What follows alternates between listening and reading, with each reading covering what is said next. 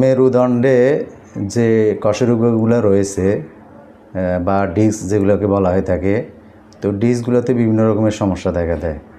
ডিস্কগুলোর সমস্যার মধ্যে রয়েছে পিএলআইডি জনিত disc prolapse, degenerative disc prolapse, disc bulge, disc herniation এবং স্পাইনাল ক্যানেল স্টোনোসিস।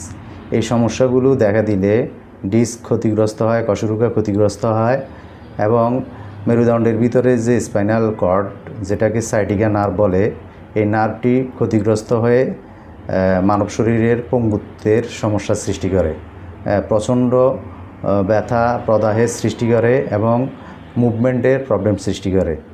মুভমেন্ট, হাঁটাচলা একদম পঙ্গুত্বের মতো অবস্থার সৃষ্টি হয়। তো রুগী, এই সমস্ত ক্ষেত্রে রুগী একদম মুমূর্ষু হয়ে যায়। তো এই সমস্যাগুলো প্রথম থেকে দেখা দিলেই আপনারা ক্লাসিক্যাল হোমিওপ্যাথিক চিকিৎসা গ্রহণ করবেন।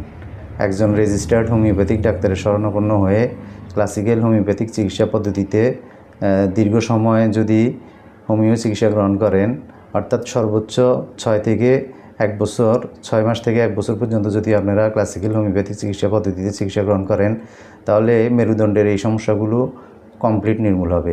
আমি এই রোগ বিশেষজ্ঞ। আমার চেম্বার চট্টগ্রাম আগ্রাবাদ ব্যাপারীপাড়া। আমার মোবাইল নাম্বার হচ্ছে 019075832252।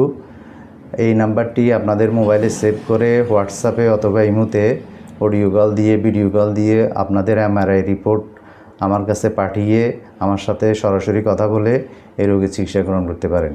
অথবা আমার চেম্বার চট্টগ্রাম আগ্রাবাদ ব্যাপারীপাড়া, আমার চেম্বারে এসে আমার সাথে কথা বলে আপনারা মেরুদণ্ডের ডিস্ক প্রলাপজনিত সমস্যাগুলো চিকিৎসা গ্রহণ করতে পারেন। আজকে এই পর্যন্ত। সবাই ভালো থাকবেন। আসসালামু আলাইকুম ওয়া রাহমাতুল্লাহি ওয়া বারাকাতুহু।